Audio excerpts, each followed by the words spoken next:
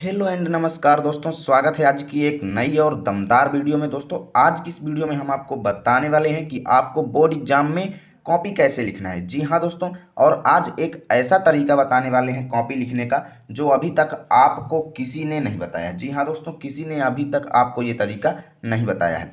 तो आज है हमारे पास एक बोर्ड एग्जाम का क्वेश्चन पेपर और हमारे पास है एक कॉपी। ठीक है, इसे आप बोर्ड एग्जाम की कॉपी ही मान सकते हो। ठीक है, अब हम क्या करेंगे, यहाँ पर आपको बताएंगे कि कैसे बोर्ड एग्जाम में क्वेश्चन पेपर का आंसर हम अपनी कॉपी पर लिखें कि हमें एक भी नंबर कम ना मिले और हमारा पूरा अंक हमें अच्छे से मिले। ठीक है, और हमारी कॉपी जो है दिखने में भी बहुत अट्रैक्टिव लगे। तो कैसे लिखना है, तो चलिए शुरू करते हैं। तो दोस्तों सबसे पहले आपको बता दें कि बोर्ड एग्जाम में कॉपी लिखते समय आपको क्या क्या सावधानियां बरतनी हैं, साथ ही किन किन बातों का ध्यान रखना है, वो सब कुछ आज की इस वीडियो में ही हम आपको बताएंगे। तो देखिए, सबसे पहले बोर्ड एग्जाम में कॉपी मिलते ही दोस्तों आपको क्या करना है, यहाँ पर देखिए कॉपी मिलते ही क्या करना है, अच्छे से यहाँ पर सर्वप्रथम इस तरीके से कॉपी को लगभग क्या करना है, इतना यानी कि देखिए जैसे एक पटरी है तो लगभग इतनी चौड़ाई की आपको क्या कर लेना है, इसको मोड़ लेना है ऐसे, जैसे देखिए ऐसे। ठीक है, ऐसे मोड़ लेंगे। ठीक, अब क्या होगा, इससे क्या होगा, एक लाइन इसमें बन जाएगी। ठीक, जैसे आपको दिख रहा है। ठीक है, अब क्या करेंगे, जैसे आपको बोर्ड एग्जाम में कॉपी मिल गई, अब यहाँ पर क्या करेंगे हम, ऐसे यहाँ पर साइड में, ठीक है, डबल लाइन कर देंगे ऐसे। ठीक है, ऐसे। और बोर्ड एग्जाम की कॉपी में क्या होता है दोस्तों, एक पेज में पूरा इंफॉर्मेशन होता है, आपको नेक्स्ट पेज से लिखना होता है। ठीक है, इस कॉपी में क्या है, यहाँ से ही लिखना है, लेकिन बोर्ड एग्जाम की कॉपी में आपको नेक्स्ट पेज से लिखना होगा। ठीक है, ऐसे आपको ध्यान देना है। तो यहाँ पर क्या करेंगे, सबसे पहले इस तरीके से लाइनिंग हम कर देंगे और साथ ही पूरी इंफॉर्मेशन अच्छे से आपको भरना है, जो भी इंफॉर्मेशन है अच्छे से पूरी भर देंगे। जैसे यहाँ पर देखिए भरना है तो ऊपर भरेंगे, ठीक है, लाइन के नीचे नहीं भरेंगे, नहीं तो दिखने में अच्छा नहीं लगेगा। चलिए मैं इसको भर देता हूँ। तो दोस्तों मैंने पूरी इन्फॉर्मेशन भर ली है। ठीक है, इतनी ही इन्फॉर्मेशन आपको भरना है, मीटिंग, पूर्णांक, प्राप्तांक, ये सब चीज़ें आपको नहीं भरना है। ये सब बाकी उनका काम होता है जो वहाँ के निरीक्षक लोग होते हैं। ठीक है, इतना आपको काम करना है। अब इसके बाद क्या करना है, अपना क्वेश्चन पेपर उठाना है और यहाँ पर देखिए, जैसे अब मान लीजिए कि ये क्वेश्चन आपकी स्क्रीन में शो हो रहा है। ठीक है, अब इस क्वेश्चन का हमें आंसर लिखना है, तो कैसे लिखेंगे, तो क्वेश्चन का आंसर देखिए जैसे यहाँ पर दिया गया है ना, एक का नंबर दिया गया है, प्रश्न संख्या एक का। तो यहाँ पर देखिए निम्नलिखित में से कोई एक कथन सही है, उसे पहचान करके आपको लिखना है। ऐसे ही यहाँ पर क्या है, देखिए ऐसे ही यहाँ पर क्या दिया गया है, कई क्वेश्चंस दिए गए हैं। जैसे एक का खा दिया गया है, एक का गा दिया गया है, एक का घा दिया गया है, एक का अंगा दिया गया है। तो ऐसी स्थिति में क्या करना है दोस्तों, आपको यहाँ पर सर्वप्रथम प्रश्नोत्तर संख्या एक डालनी है, जैसे मैं आपको बता रहा हूँ। ठीक है, प्रश्नोत्तर संख्या कहाँ डालनी है वो भी बता रहा हूँ। जैसे देखिए ये कॉपी है, तो कॉपी के मिड पॉइंट में आपको प्रश्नोत्तर संख्या डालनी है। जैसे देखिए ऐसे, आप पटरी की मदद ले सकते हैं जैसे मैं ले रहा हूँ। ठीक है, जैसे देखिए प्रश्नोत्तर संख्या, ऐसे लाइनिंग कर देंगे और यहाँ पर लिख देंगे प्रश्नोत्तर, प्रश्नोत्तर संख्या ही डालना है। ठीक है, प्रश्नोत्तर संख्या। अब जैसे मान लीजिए कि आपको पहले क्वेश्चन का आंसर लिखना है, तो पहले क्वेश्चन का आंसर लिखने के लिए यहाँ पर आप प्रश्नोत्तर संख्या क्या डालेंगे, एक डालेंगे। ठीक है, अब प्रश्नोत्तर संख्या एक डालने के बाद नीचे क्या करेंगे, डबल लाइन ऐसे खींच देंगे, जैसे देखिए यहाँ पे।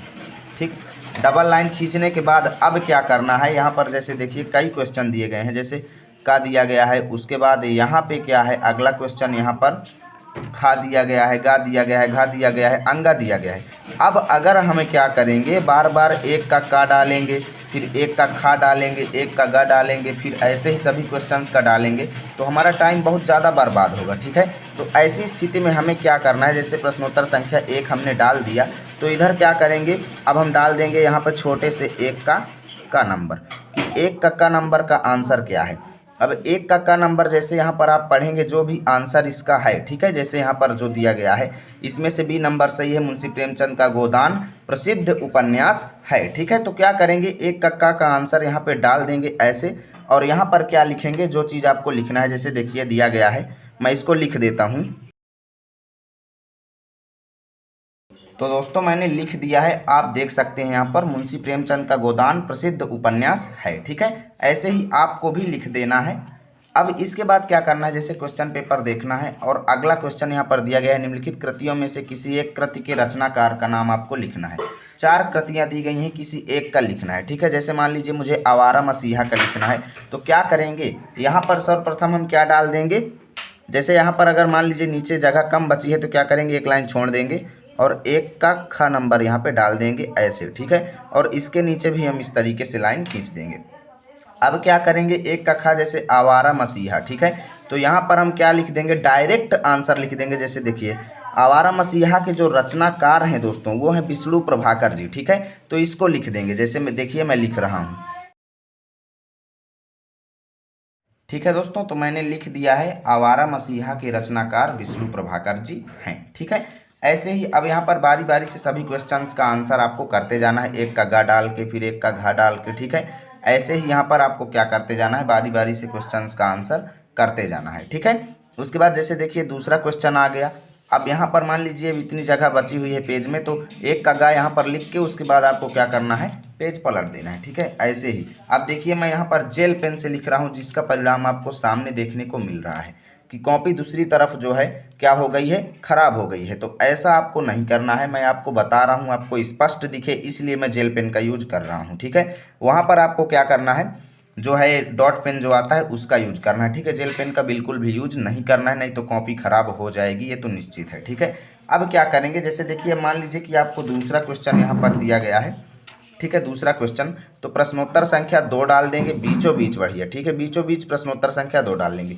लेकिन इससे पहले जैसे अब हम नेक्स्ट पेज पर आ चुके हैं तो यहाँ पर भी क्या करेंगे, साइड में हम इस तरफ क्या करेंगे, 2 लाइनें खींच देंगे ऐसे, ठीक है। ऐसे ही आपको करना है, ठीक है। और जो तरीका मैं बता रहा हूँ बहुत ही सुंदर तरीका बता रहा हूँ, ऐसे ही मैं बोर्ड एग्जाम में लिख के आया हूँ और मुझे 100 में से 98 अंक मिले हैं पूरा हिंदी के पेपर में, ठीक है। तो ऐसे ही आपको लिखना है, देखिए ऐसे ही आपको लाइनिंग इधर कर देना है। उसके बाद जैसे देखिए अब दूसरा क्वेश्चन है तो यहाँ पर प्रश्नोत्तर संख्या 2 बीचों बीच डाल देंगे और क्वेश्चंस का आंसर कर देंगे, ठीक है। जैसे अब यहाँ पर भी दूसरे में क्या है, दूसरे का का, दूसरे का खा, दूसरे का गा है। अब मान लीजिए आपको दूसरा आ रहा है तो प्रश्नोत्तर संख्या 2 डाल के यहाँ पर दूसरे का हेडिंग डाल के आप यहाँ पर आंसर लिख देंगे। उसके बाद दूसरे का खा हेडिंग डाल के यहाँ पर आंसर लिख देंगे, ठीक है। अब मान लीजिए दूसरे का गा आपको नहीं आ रहा है, दूसरे का गा नहीं आ रहा है तो छोड़ दीजिए, बाद में जब कहीं आपको उसका आंसर लिखना हो तो प्रश्नोत्तर संख्या दूसरे का कोष्ठक में गा लिख देंगे आगे, ठीक है। गा लिख के फिर उसका आंसर कहीं पर भी लिख सकते हैं, ठीक है। अब मान लीजिए आपके सामने ये क्वेश्चन आ गया।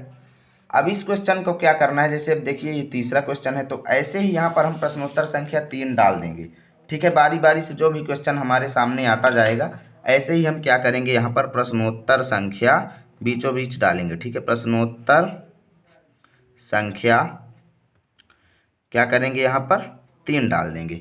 अब देखिए इस क्वेश्चन में थोड़ा ध्यान दीजिएगा, तीसरा क्वेश्चन जो है इम्पोर्टेंट है थोड़ा, ठीक है। इसको जो है लिखने में कई स्टूडेंट्स गलती करते हैं। तो क्या करना है, यहाँ पर देखिए प्रश्नोत्तर संख्या 3 का जैसे हमें आंसर लिखना है तो यहाँ पर देखिए क्वेश्चन क्या कहता है कि किसी एक के नीचे दिए गए प्रश्नों का उत्तर दीजिए। और यहाँ पर गद्यांश एक पेज में ये है और एक पेज में ये है। अब हमें इसको नोटिफाई करना है, एग्जामिनर कैसे समझेगा कि किस क्वेश्चन का हमने आंसर किया है, पहला ये वाला या फिर ये वाला हमने किया है।